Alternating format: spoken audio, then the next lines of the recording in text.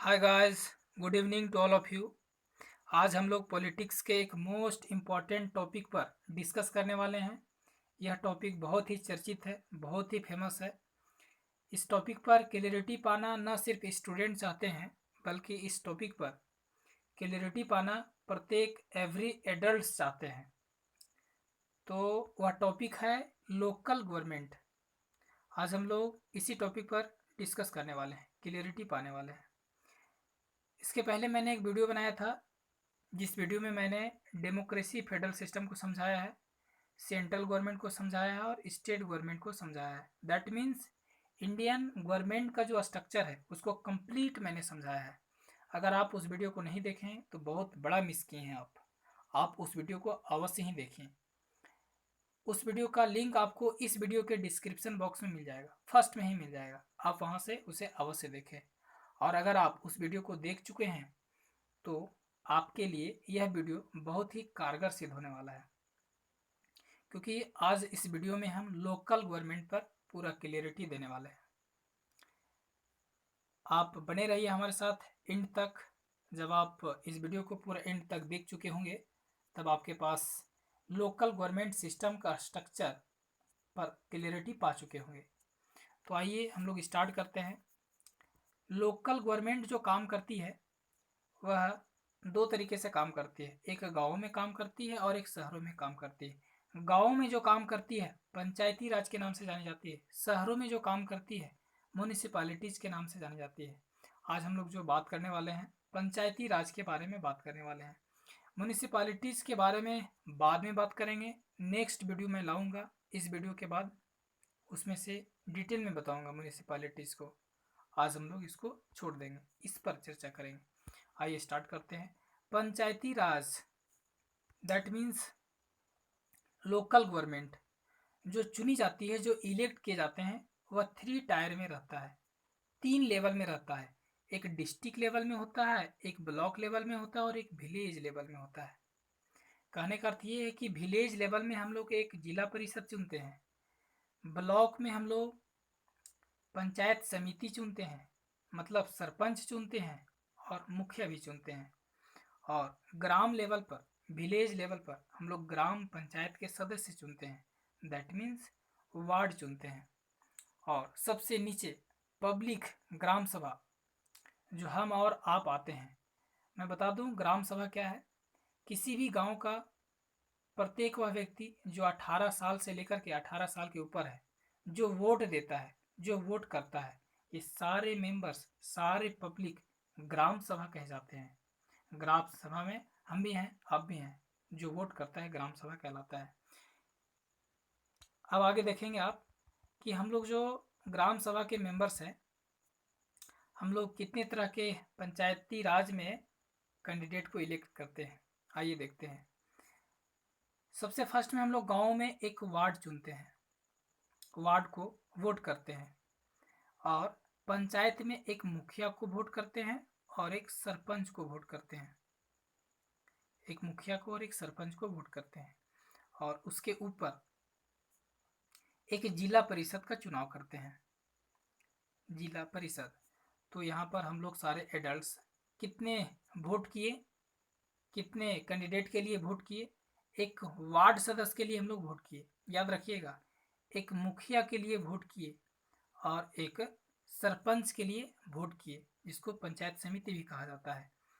3 हो गया। और एक चौथा जिला परिषद के लिए हम लोग वोट किए। तो 4 तरह का हम लोग अभी इलेक्शन किए, 4 कैंडिडेट को हम लोगों ने वोट डाला। आप यह भी याद रखेंगे कि हम लोगों ने अभी 4 तरह के कैंडिडेट को वोट डाला। किसी किसी स्टेट में 3 ही तरह के ये होते हैं, मेनली 3 ही तरह के होते हैं, एक डिस्ट्रिक्ट में और एक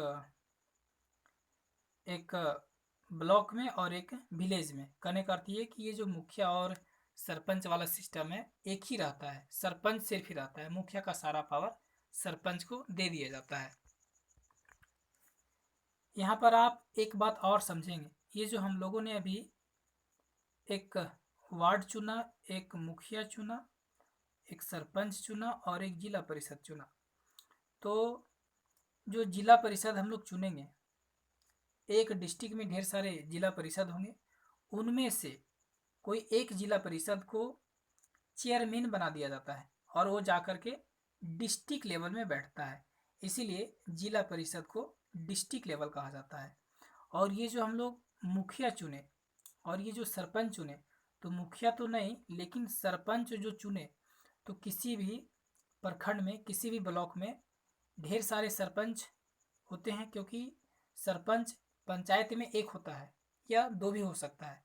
तो कई पंचायत मिलकर एक प्रखंड बनते हैं, तो एब्सोल्युटली जाहिर सी बात है कि एक ब्लॉक में, एक प्रखंड में कई सरपंच हो जाएंगे। तो उन सरपंच में से किसी एक सरपंच को प्रमुख बना दिया जाता है, जो जाकर के ब्लॉक लेवल में बैठता है। इसीलिए इसे ब्लॉक लेवल का पंचायती चुनाव माना जाता है। उसके बाद हम लोग जो वार्ड चुने, हम लोग जो अपने गांव में, अपने वार्ड नंबर में जो वार्ड चुने, इन्हीं वार्ड में से किसी एक वार्ड को उप मुखिया बना दिया जाता है, जो ग्राम पंचायत के हेड होते हैं। तो इसलिए इसे विलेज लेवल कहा जाता है। अब आइए इसके आगे हम लोग बात करते हैं।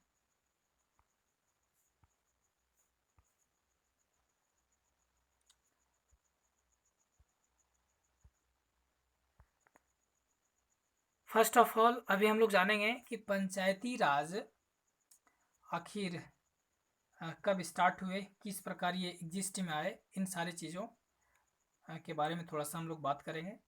फर्स्ट ऑफ ऑल, ये महात्मा गांधी जी ने पंचायती राज का आइडिया दिया था। हालांकि पंचायती राज का जो आइडिया महात्मा गांधी ने दिया, ये कोई नया आइडिया नहीं दी। पंचायती राज तो ऋग्वेद से ही आ रहा है। गांव में मुखिया होना, सरपंच होना और गांव के, पंचायत के छोटे छोटे मामलों को सुलझाना, छोटे छोटे विकास को ऊपर लेके जाना, ये आज से नहीं, ये तो बहुत पहले से है। लेकिन जब हमारा देश आज़ाद हुआ, तो आज़ाद होने के साथ ही पंचायती राज को अपनाया नहीं गया। हमारा देश 1947 में आज़ाद हुआ, तो 1947 से ही पंचायती राज को नहीं अपनाया गया है, बाद में इसे अपनाया गया। तो हमारे देश में खासकर आज़ादी के बाद जो पंचायती राज लाने का विचार बना, जो आइडिया आया, वह महात्मा गांधी को आया। पंचायती राज का, that means local self government का फादर लॉर्ड रिपन को कहा जाता है। पंचायती राज हमारे देश में कब से लागू हुआ? 1992 से लागू हुआ। और ऐसा नहीं कि हमारा देश आज़ाद हुआ 1947 में तो इसके बाद कोई एक्टिविटी नहीं हुआ पंचायती राज को लेकर, हुआ। 1947 के बाद हमारा देश आज़ाद हुआ, कई प्राइम मिनिस्टर बने, उनमें से कई लीडर्स जो हमारे देश के हित में सोचते थे, उनमें से वे लीडर जो हमारे देश के हित में सोचते थे, वह अवश्य ही उनके दिमाग में, उनके विचार में पंचायती राज व्यवस्था पर विचार बना। उन्होंने प्रस्ताव भी रखा, लेकिन उनका प्रस्ताव लोकसभा में पास हो जाता था, आगे चल के फेल हो जाता था। इस तरह के कई लीडर्स प्रयास किए हैं। लेकिन इसी सिलसिले में 1992 में 73rd कॉन्स्टिट्यूशन अमेंडमेंट, 73वें संविधान संशोधन के तहत 1992 में प्राइम मिनिस्टर थे उस समय के, 1992 में पी.वी. नरसिम्हा राव, इनके नेतृत्व में एक बार फिर से प्रयास किया गया पंचायती राज को इम्प्लीमेंट करने के लिए। तो इस बार लोकसभा में पास हो गया। नरसिम्हा राव लोकसभा में भी पेश किए तो पास हो गया, राज्यसभा में भी पेश किए तो पास हो गया, और अब राष्ट्रपति भी इन पर हस्ताक्षर कर दिए और ये कानून बन गया। तो आप इसे याद रखेंगे, मोस्ट इम्पॉर्टेंट टॉपिक है कि जो पंचायती राज आया हमारे देश में, अपनाया गया, ये कौन से संविधान संशोधन के तहत? तो 73वें संविधान संशोधन के तहत 1992 में अपनाया गया। उस समय के प्रधानमंत्री पी.वी. नरसिम्हा राव थे, और पंचायती राज के बारे में आर्टिकल 40 में विस्तार से लिखा हुआ है। 1992 में ये तो पारित हो गया, लेकिन पूरी तरीके से ये लागू हुआ प्रत्येक स्टेट में 1993 में। कैम इनटू फोर्स पंचायती राज 1993 में, नेसेसरी इन ऑल स्टेट्स, सभी स्टेट में नेसेसरी हुआ। नेक्स्ट हम लोग अभी जानेंगे, ये जो 3 टायर का सिस्टम दिया गया है, गेव 3 टायर सिस्टम, ये बलवंत राय मेहता कमेटी ने दिया है। बलवंत राय मेहता कमेटी ने डिजाइन किया है कि जिला लेवल पे जिला परिषद होंगे, ब्लॉक लेवल पे पंचायत समिति होंगे और विलेज लेवल पे विलेज पंचायत होंगे। हालांकि बलवंत राय मेहता समिति के पहले कई ऐसे समितियां थीं जो इस पर अपना विचार और स्ट्रक्चर को तैयार किया, लेकिन वह स्ट्रक्चर लोगों को ज़्यादा अच्छा नहीं लगा, ज़्यादा बढ़िया तरीका नहीं समझा गया। लेकिन ये बलवंत राय मेहता का 3 टायर्स स्ट्रक्चर बहुत अच्छा लगा लोगों को, इसलिए लोगों ने इसे अपना लिया। तो हम कह सकते हैं कि ये जो 3 टायर सिस्टम है ये बलवंत राय मेहता कमेटी का दिया हुआ है। नेक्स्ट हम लोग बात करेंगे, लेकिन ये जो 3 टायर, 2 टायर, 4 टायर डिपेंड करता है, प्रत्येक स्टेट्स को स्पेशल पावर दिया गया है उनको पंचायती राज व्यवस्था को डिजाइन करने का। कहने का अर्थ है कि प्रत्येक स्टेट अपने अनुसार चाहे तो 2 टायर लागू कर सकता है, जिनमें से एक डिस्ट्रिक्ट लेवल को रखेगा और एक विलेज लेवल को, ब्लॉक लेवल को गायब कर देगा अगर कोई स्टेट चाहे तो, या तो चाहे तो 4 टायर कर सकता है। ये स्टेट के ऊपर डिपेंड करता है। कहने का अर्थ है कि पंचायती राज में स्टेट को ज़्यादा पावर दिया गया है, वह थोड़ा फेरबदल कर सकते हैं। पंचायती राज में खड़े होने वाले कैंडिडेट की क्वालिफिकेशन को भी बढ़ा सकते हैं, घटा सकते हैं। यह स्पेशल पावर पंचायती राज में स्टेट गवर्नमेंट को दिया गया है। आगे हम लोग अभी बात करने वाले हैं कि जो पंचायती राज व्यवस्था लाने का उद्देश्य रहा होगा, क्यों लाया गया होगा, आप सोच पा रहे होंगे। इनका मेन पर्पज़ ये था कि सेंट्रल में गवर्नमेंट है जो पूरा इंडिया लेवल को देखती है, स्टेट में गवर्नमेंट है जो पूरा अपना अपना स्टेट को देखता है, प्रत्येक स्टेट के गवर्नमेंट अपने स्टेट को ही देखेगा।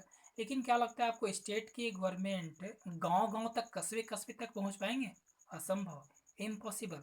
इसलिए गांव में, छोटे छोटे कस्बों में एक सेल्फ गवर्नमेंट रहना, सेल्फ लोकल गवर्नमेंट रहना बहुत ही जरूरी समझा गया। इस पर्पस से पंचायती राज को लाया गया। आइए देखते हैं क्या पर्पस रहा होगा। पर्पस था इनका रिपेयरिंग करना, डेवलपमेंट करना। किस चीज़ का रिपेयरिंग, किस चीज़ का डेवलपमेंट? रोड सिस्टम का, इलेक्ट्रिसिटी का, एग्रीकल्चर का, सेपरेटिव सेवर का, लैंड का, वाटर का, कन्फ्लिक्ट्स का, छोटे छोटे लड़ाई झगड़े को भी सुलझाने का व्यवस्था हमारे ग्राम पंचायत में ही हो, ताकि यहीं पर सुलझ जाए मामला। छोटे छोटे रोड जो टूट फूट जाते हैं, इलेक्ट्रिसिटी ख़राब हो गया, सीवर जो टूट फट गए, लैंड इम्प्रूवमेंट करना है, वाटर इम्प्रूवमेंट करना है, इन सारे चीज़ों को खुद एक ग्राम पंचायत में एक ऐसे सदस्य हो, स्ट्रक्चर हो जो इनको ठीक कर सके, तो स्टेट तक पहुंचने की आवश्यकता नहीं है। इन सारी चीज़ों को देखते हुए पंचायती राज व्यवस्था को लागू किया गया। यहाँ तक कि एजुकेशन सिस्टम को भी थोड़ा स्ट्रॉन्ग बनाने के लिए किया गया। कहने का अर्थ ये है कि ये जो महात्मा गांधी हैं, ये पहले से ही अंग्रेज़ों के द्वारा किए जा रहे अत्याचार को नज़दीकी से देखे थे, परखे थे, सोचे थे, समझे थे। तो महात्मा गांधी को लगता था कि अगर प्रत्येक छोटे छोटे कस्बों को अगर डेवलप किया जाए, उनको सेल्फ गवर्नमेंट दे करके अगर उनको डेवलप किया जाए, उनका विकास किया जाए, तो इस तरह से सारे गांव विकास में आएंगे, सारे पंचायत विकास में आएंगे, सारे जिला परिषद विकास में आएंगे, सारे जिला विकास में आएंगे, तो ऑलरेडी हमारा देश का विकास हो जाएगा। ये प्रोपेगेंडा था महात्मा गांधी का, इसीलिए पंचायती राज व्यवस्था को पूर्ण रूप से लागू किया गया। तो 3 टायर में आप यहाँ पर देख लिए, पर्पस भी इनका देख लिए। अब नेक्स्ट टॉपिक पर हम लोग बात करेंगे, इलेक्शन प्रोसेस के बारे में जानते हैं। बहुत ही ईजी है, बहुत ही आसान है, आप बिल्कुल बने रहिए हमारे साथ। आज मैं आपको कम्प्लीटली समझा ही दूंगा इलेक्शन प्रोसेस। तो आइए इलेक्शन प्रोसेस को जानते हैं।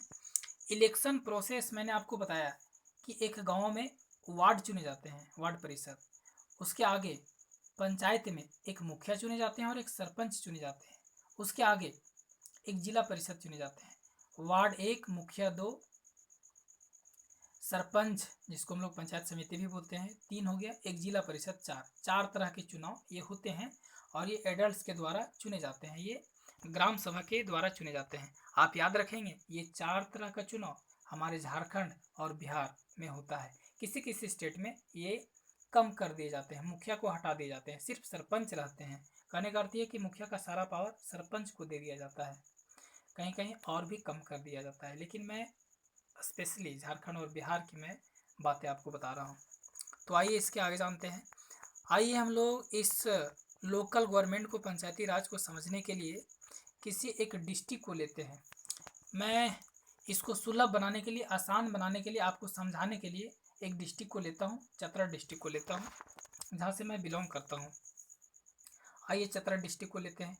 किसी भी डिस्ट्रिक्ट में, एक जिला में एक ही ब्लॉक तो नहीं होगा ना, कई ब्लॉक होंगे, क्योंकि ब्लॉक ब्लॉक मिलकर के ही डिस्ट्रिक्ट बनता है।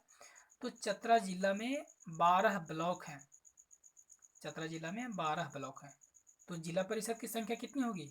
12 ही होगी, क्योंकि प्रत्येक प्रखंड में, प्रत्येक ब्लॉक में एक जिला परिषद होना चाहिए। तो 12 ब्लॉक है चतरा जिला में, तो 12 जिला परिषद बनेंगे। आगे चलते हैं। अच्छा, ये चतरा जिला में ना सिर्फ 12 ब्लॉक हैं, साथ ही साथ चतरा जिला में 154 पंचायत भी हैं। तो 154 पंचायत है, तो प्रत्येक पंचायत में मुखिया बनेगा, पर प्रत्येक पंचायत में सरपंच बनेंगे। तो 154 पंचायत है, तो 154 ही मुखिया बनेंगे, लेकिन सरपंच घट भी सकते हैं, बढ़ भी सकते हैं। मतलब सरपंच 154 से ज़्यादा भी हो सकते हैं, लेकिन मुखिया 154 ही होंगे, ये बात तय है। हमारे चतरा डिस्ट्रिक्ट में टोटल विलेज 1474 है, याद रखिएगा। 1474 गांव है, लेकिन 1474 गांव है, इसका मतलब ये नहीं कि वार्ड सदस्य की संख्या भी 1474 ही होगा। कम भी हो सकता है, ज़्यादा भी हो सकता है। क्यों? क्योंकि ये जनसंख्या पर डिपेंड करता है। अब एक 5-7 घर है, वह गांव से थोड़ा अलग है, अब उस गांव का नाम अलग दे दिया जाएगा। तो ऐसा नहीं कि 5-7 घर में उनको एक वार्ड मिल जाएगा, नहीं, उस छोटे से गांव को कहीं अटैच कर दिया जाएगा, और कम से कम 300 आबादी होना चाहिए, तब जाकर के एक वार्ड मिलता है। इसमें से अभी हम लोग समझेंगे कि गांव के जनता जो 18 साल से ऊपर है, जो वोट करता है, सबको ग्राम सभा कहते हैं, ये तो बता ही दिया आपको। अब मैं आपको बताने वाला हूँ यहाँ पर कि हमारे चतरा डिस्ट्रिक्ट में 12 ब्लॉक हैं, 12 जिला परिषद हो गए, 154 पंचायत है, 154 मुखिया हो गए, और सरपंच की संख्या बढ़ भी सकता है, घट भी सकता है, अमूमन बढ़ता ही है। और ये आपको बताया विलेज लेवल पर 1474 गांव है। तो वार्ड सदस्य की संख्या 1474 नहीं, बल्कि ज़्यादा भी जा सकता है, 1500 से ऊपर भी हो सकता है, और कम भी हो सकते हैं। अब मैं आपको बताने वाला हूँ कि ये जो यहाँ पर मुखिया और सरपंच बने, और ये जो यहाँ पर वार्ड बन रहे हैं, और ये जो यहाँ पर जिला परिषद बन रहे हैं, इसके ऊपर वाले स्लाइड में मैंने आपको बताया ना, एक वार्ड को वोट करना है, एक सरपंच को वोट करना है, और एक मुखिया को वोट करना है, और एक जिला परिषद को वोट करना है। मैंने आपको ये भी बताया कि प्रत्येक जिला परिषद, मतलब एक डिस्ट्रिक्ट में जितने सारे जिला परिषद हैं, उन जिला परिषदों में से किसी एक जिला परिषद को क्या बनाया जाता है? चेयरमैन बनाया जाता है, जो डिस्ट्रिक्ट लेवल पे काम करते हैं, इसीलिए इसे जिला परिषद कहा जाता है और डिस्ट्रिक्ट लेवल का कहा जाता है। और पंचायत समिति, जो पंचायत में चुने जाते हैं, तो प्रत्येक ब्लॉक में जितने सारे पंचायत समितियां होते हैं, जितने सारे सरपंच होते हैं, उनमें से एक सरपंच को क्या बनाया जाता है? प्रमुख, इसीलिए इसे ब्लॉक लेवल का चुनाव कहा जाता है। तो उसी प्रकार वार्ड, किसी भी पंचायत में जितना वार्ड्स होते हैं, उन वार्ड्स में से एक कैंडिडेट को उप मुखिया बना दिया जाता है, इन्हीं लोगों के द्वारा, इन्हीं वार्ड्स के द्वारा चुने जाते हैं, इसलिए इसे विलेज पंचायत कहा जाता है। तो यहाँ पर हम ये आपको बताना चाह रहे हैं कि यहाँ के ये जो 12 जिला परिषद हैं, इन 12 जिला परिषद, चतरा जिला में 12 ब्लॉक है चतरा जिला में, तो 12 जिला परिषद हुए। इन 12 जिला परिषद में से किसी एक जिला परिषद जो इस लायक हो, उनको चेयरमैन बना दिया जाएगा, और चेयरमैन बना करके उनको, हालांकि ये ब्लॉक से हैं, लेकिन इनको डिस्ट्रिक्ट में भेजा जाएगा, डिस्ट्रिक्ट काउंसिल में जाकर के ये चेयरमैन बन जाएंगे। और चेयरमैन जो होता है वो बहुत पावरफुल होता है, और डीसी के साथ बैठता है। मैं आपको बता दूं, ये डीसी के साथ बैठेंगे, सीईओ जो डिस्ट्रिक्ट लेवल पे होता है। तो इस तरह से कह सकते हैं कि बहुत ही पावरफुल है। अब मैं और बातें बताता हूँ आपको। ये जो चेयरमैन बने, ये चेयरमैन ये पूरा जिला परिषद को हैंडल करेंगे। दैट मीन्स ये एक अध्यक्ष हुए और डीसी इनका सचिव हुआ। मतलब चेयरमैन जो बोलेंगे वो डीसी को करना होगा। उन सारे बातें जो लीगल होंगी, अनलीगल की मैं बात नहीं कर रहा हूँ। और चेयरमैन और डीसी के बीच बहुत ही अच्छा संबंध बनता है। जो डीसी बोलेंगे वो चेयरमैन को करना होगा। कहने का अर्थ ये कि चेयरमैन बहुत ही पावरफुल, डीसी जो होता है ना वह जिला का हेड होता है। DC that means IAS officer. तो आप देख सकते हैं कि एक आईएएस ऑफिसर और एक चेयरमैन का कितना बढ़िया, आप कह सकते हैं कि एक जिला परिषद बन करके जा करके एक आईएएस के साथ बैठ रहे हैं और इन दोनों का क्या मेल मिलाप है, बहुत ही अच्छा रिलेशन बनता है और ये कितना पावरफुल हो गई ये आप देख लिए। तो इसी तरह से ना जिला परिषद में से ही आ रहा है एक हेड के रूप में, बल्कि सरपंच के भी एक हेड होंगे। प्रत्येक ब्लॉक की मैं बात कर रहा हूँ, प्रत्येक ब्लॉक में एक सरपंच हेड होंगे प्रमुख के रूप में, और प्रत्येक गांव में, प्रत्येक पंचायत में जो वार्ड सदस्य की संख्या होगा उन वार्ड्स में से भी एक हेड आएंगे जो उप मुखिया कहलाएंगे। जिला परिषद में जो हेड बनेंगे वो जिला लेवल पर काम करेंगे, याद रखिएगा, चेयरमैन कहलाएंगे। और जो सरपंच, कहने का अर्थ ये कि किसी भी ब्लॉक में 10 सरपंच होंगे, उन सरपंच में से जो प्रमुख चुने जाएंगे वो डायरेक्ट प्रखंड लेवल पे काम करेंगे, वो वीडियो के साथ बैठेंगे, वो प्रमुख होंगे और ये प्रमुख इन सारे सरपंच को देखेंगे। इस बात पर आप विशेष जोर दीजिए, ये जो मैं बता रहा हूँ ये मेन पॉइंट है आपको समझना। और यहाँ से उप मुखिया चुने जाते हैं वार्ड से। आइए इसके आगे हम लोग बात करते हैं।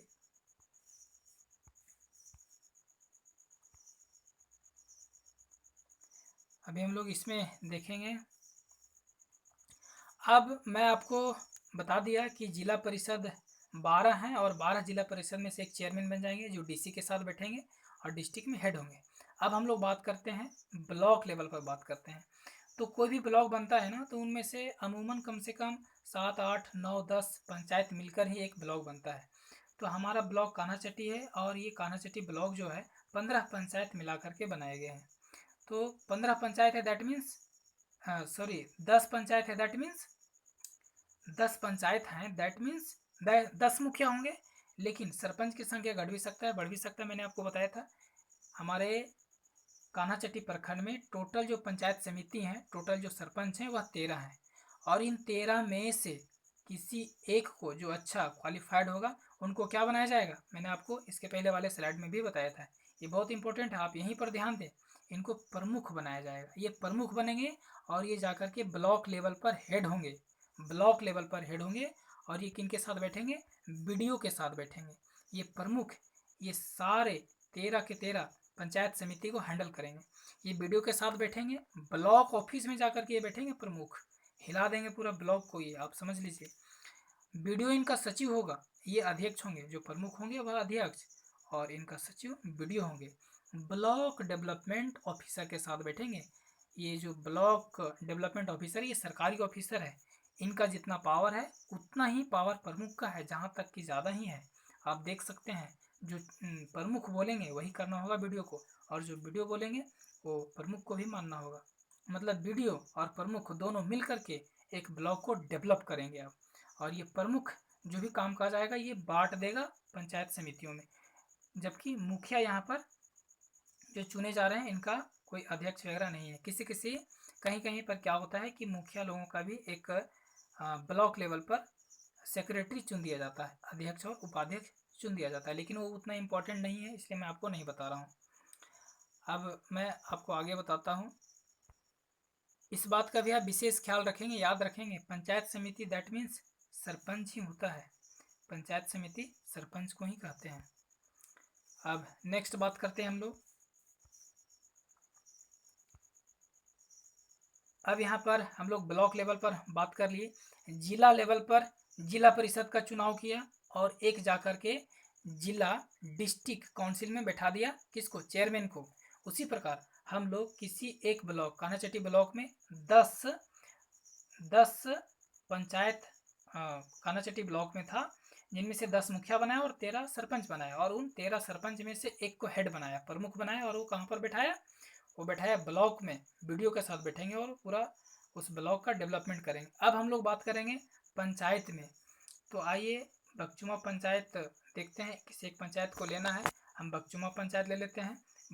बगचुमा पंचायत में टोटल 19 विलेज हैं। अब कोई ज़रूरी नहीं है कि 19 विलेज हैं तो 19 वार्ड हो ना, जनसंख्या कम है, अब 5-7 घर है और उसको एक गांव बना दिया आप, तो ऐसा थोड़ी कि आपको एक वार्ड मिल जाएगा, नहीं, आपको एक वार्ड नहीं मिलेगा। उस एरिया को, उस गांव को किसी दूसरे गांव के साथ मिला करके एक वार्ड दिया जाएगा आपको, क्योंकि 300 कम से कम जनसंख्या होना चाहिए, नहीं तो नहीं मिलेगा वार्ड।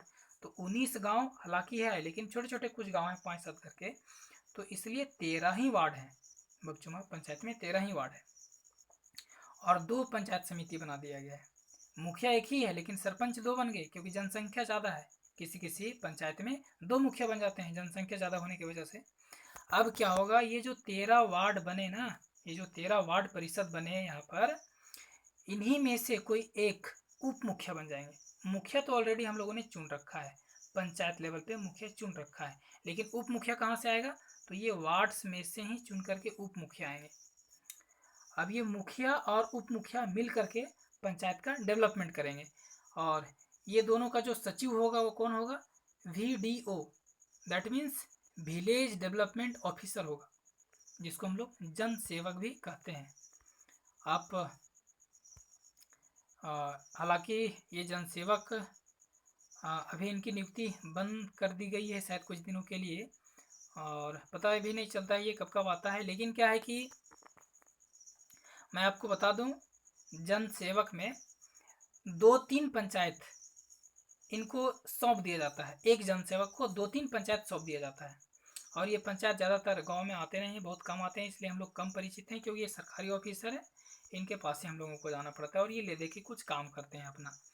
अब नेक्स्ट बात करते हैं हम लोग। यहाँ पर आप एक बात और ध्यान रखेंगे, ये जो मुखिया है इनका सचिव पंचायत सेवक होता है। दैट मीन्स मुखिया और पंचायत सेवक में बहुत ही अच्छा जमता है, ये दोनों का बहुत ही अच्छा रिलेशन होता है, क्योंकि मुखिया जो भी काम काज करेंगे अपने पंचायत में, पंचायत सेवक उनका देखभाल करेगा, उनका निर्वहन करेगा, और कहा जाए तो सारे काम काज में अपना हाथ बटाएंगे। और उसी प्रकार VDO है जो जन सेवक है, पंचायत सेवक और ये जन सेवक दोनों मिलता जुलता है। तो पंचायत सेवक को और जन सेवक को दे दिया जाता है कम से कम 2-3 पंचायत दे दिया जाता है इनको, किसी एक पंचायत सेवक को या जन सेवक को संभालने के लिए, क्योंकि इनका नियुक्ति कमी के कारण, ज़्यादा जन सेवक या पंचायत सेवक नहीं होने के कारण एक ही पंचायत सेवक को 2-3 पंचायत सौंप दिया जाता है। आगे अब हम लोग बात करेंगे। अब सबसे निचले स्तर में मैं आपको बताता हूँ गांव लेवल पे। जैसे हमारा गांव मान के चलिए कि ज्यूरी है, तो इनमें से टोटल 2 वार्ड हैं और एक वार्ड में 300 जनसंख्या कम से कम होना चाहिए। 300 जनसंख्या पर एक वार्ड होता है, तो हमारा गांव थोड़ा बड़ा है तो 2 वार्ड मिल गया है। अब यहाँ पर नोट में कुछ हम आप लोगों के लिए डिज़ाइन करके रखे हैं, मैं इसके बारे में आप लोगों को अवश्य बताना चाहूँगा। मुखिया और सरपंच में अंतर मैं आपको बताना चाहूँगा। मुखिया मेनली पंचायत के डेवलपमेंट के लिए है, पंचायत का डेवलपमेंट करेगा। कुछ भी खराब हो, किसी चीज़ का चबूतरा बनवाना हो, रोड बनवाना हो, बिजली खराब हो गया हो, या तो फिर कोई और सिस्टम, सेवर सिस्टम खराब हो गया हो, एग्रीकल्चर से कोई रिलेटेड डेवलपमेंट करना हो, तो ये सारे डेवलपमेंट का जो काम है वह मुखिया करेंगे। तो आप समझ गए होंगे कि मुखिया का मेनली काम है डेवलपमेंट, बस डेवलपमेंट डेवलपमेंट डेवलपमेंट, कहाँ पर, अपने पंचायत में। लेकिन सरपंच का काम डेवलपमेंट करना है थोड़ा बहुत, इनका मेन काम है पंच करना। कहने का अर्थ ये है कि पंचायत में जितने सारे लड़ाई झगड़ा जो छोटे छोटे होते हैं उनको निपटाने का काम किनका है, सरपंच का है। किसी तरह का कोई भाई भाई में झगड़ गया या फिर किसी भी तरह का कोई लड़ाई झगड़ा है तो उनको सुलझाने का काम, या फिर किसी पैसे को लेकर 10,000 तक के वित्तीय पैसा, वित्तीय मनी को लेकर के अगर कोई कन्फ्लिक्ट है 2 आदमी में तो उनको सुलझाने का काम किनका है, सरपंच का है। जैसा कि आप नाम से देख पा रहे होंगे सरपंच, पंचों का ये सर है, दैट मीन्स प्रमुख है पंचों का। तो ये फैसला करने में, न्याय देने में इनका माना जाता है। लेकिन अभी क्या हो रहा है कि सरपंच को थोड़ा सा शर्मिंदा होना पड़ता है मुखिया के सामने। क्यों? क्योंकि पंचायत में किसी भी तरह का कोई झगड़ा झंझट हुआ, कोई भी मामला हुआ, तो लोग सरपंच के पास ना जा करके मुखिया पास दौड़े दौड़े चले जाते हैं। पता नहीं इनको जानकारी है कि नहीं है, इनको जानकारी नहीं है इसीलिए मुखिया के पास चले जाते हैं। ये पंचायत के लोग समझते ही नहीं मुखिया को, सॉरी ये सरपंच को, कि इनका क्या काम है, मुखिया के पास चले जाते हैं। लेकिन मुखिया का भी दायित्व है, क्योंकि इनको भी वोट मिला है, ये भी वोट लेकर आए हैं, ये मना नहीं कर सकते कि मेरे पास मत आओ, नहीं तो अगले बार इनको वोट भी नहीं मिलेगा, इसलिए ये अपने हिसाब से कर ही देते हैं। लेकिन ये काम जो है फैसला करने का काम, न्याय देने का काम, ये सरपंच का है। इन लोगों को सरपंच के पास जाना चाहिए था। तो यहाँ पर सरपंच को थोड़ा सा शर्मिंदगी महसूस होता है कि लोग मेरे पास ना करके मुखिया के पास चला जाता है, तो ये पावर है। हालांकि सबसे ज़्यादा फंड और पैसे वगैरह जो भी आता है सेंट्रल और स्टेट गवर्नमेंट से वो मुखिया के फंड में ज़्यादातर आते हैं। हालांकि सरपंच के फंड में बहुत कम आते हैं, थोड़ा कभी कभी कुछ आ जाते हैं, बात अलग है। अब हम लोग बात करेंगे नेक्स्ट ग्राम सभा और ग्राम पंचायत। ग्राम सभा में मैंने आपको बता रखा है कि एक गांव है, इनमें से जितने सारे लोग जो 18 साल से ऊपर हैं जो वोट दे सकते हैं, सारे के सारे ग्राम सभा के मेंबर्स हैं। इन सभी को ग्राम सभा के मेंबर्स हम कह सकते हैं। वहीं पर ग्राम पंचायत, ये जो ग्राम सभा के मेंबर्स हैं जो जो वार्ड को चुनते हैं, ये सारे वार्ड्स, ये सारे सरपंच सभी के सभी ग्राम पंचायत कहलाएंगे। बहुत ही ईजी है। नेक्स्ट हम लोग बात करते हैं, कुछ और इम्पोर्टेंट है यहाँ पर पॉइंट है जो आपको जानना बहुत ही ज़रूरी है। State has special power about Panchayati Raj system. State के पास पंचायती राज सिस्टम का कुछ स्पेशल पावर दिया गया है। यहाँ तक कि ये भी पावर शायद इनको दिया गया है कि ये लागू कर भी सकते हैं, नहीं भी कर सकते, और करते भी हैं तो 2 टायर में 3 टायर में, इनके मर्जी के ऊपर है, ये अपना सुविधा देख के ही करते हैं। अब मैं ये भी बात कर चुका हूँ कि मुखिया और पंचायत सेवक के बीच बहुत बढ़िया तालमेल बैठता है, और इनका ये सचिव है और ये अध्यक्ष है। अब इसके आगे हम लोग अभी बात करेंगे, ये जो पंचायती राज सिस्टम है, पंचायती राज व्यवस्था है, इनका फाइनेंस कहाँ से होता है? तो स्टेट और सेंट्रल गवर्नमेंट के फंड से इनको फाइनेंस मिलता है। जो भी फंड आता है इनके पास, पैसा वगैरह आता है, सब सेंट्रल और स्टेट गवर्नमेंट के फंड से आता है। अच्छा, ये जो पंचायती राज है, इनका इलेक्शन कैसे होता है? इनका इलेक्शन स्टेट इलेक्शन कमीशन करवाता है। स्टेट में जो इलेक्शन कमीशन होता है वो करवाते हैं इनका इलेक्शन। पंचायती राज में रिजर्वेशन भी दिया जाता है। महिलाओं को 33% 33% रिजर्वेशन दिया गया है। और ये जो पंचायती राज का टेन्यूर होता है, कार्यकाल होता है, वो मैक्सिमम 5 साल का होता है, 5 सालों का होता है। कहने का अर्थ ये है कि अगर 3 साल कोई मुखिया अपना काम काज करके किसी तरह से अगर गुजर जाता है, तो 2 साल बचा हुआ समय में 3 साल के बाद 6 महीने के भीतर चुनाव करवा देंगे। कौन? तो स्टेट इलेक्शन कमीशन करवा देंगे, क्योंकि 2 साल बचे हुए हैं। हाँ, यही अगर 5 साल होने वाला रहता, 2-3 महीना बचा हुआ रहता, तो इलेक्शन नहीं करवाया जाएगा, क्योंकि 2-3 महीना ऐसे ही मैनेज हो ही जाता है। अब थोड़ा सा आप मेरा इंथुजियाज्म को इंक्रीज करिए, मेरा थोड़ा सा हमें उत्साहित करिए। आप कैसे उत्साहित करेंगे? आप समझिए, आप खुद समझदार हैं, आप समझ रहे होंगे, नीचे देख पा रहे होंगे आप। तो आप जब तक मुझे इंथुजियाज्म भरेंगे नहीं, तब तक मैं आपके लिए कैसे इस तरह का मोस्ट इम्पॉर्टेंट टॉपिक पर वीडियो बनाऊंगा। आप थोड़ा अवश्य ही मुझे इंथुजियाज्म को बढ़ाइए और कमेंट करिए और बताइए। बहुत ही अच्छा लगा होगा शायद आपको, मुझे उम्मीद है। आइए, इसी विश्वास के साथ ये वीडियो एंड होता है। Thank you, all the best आपको बने रहने के लिए। Thank you.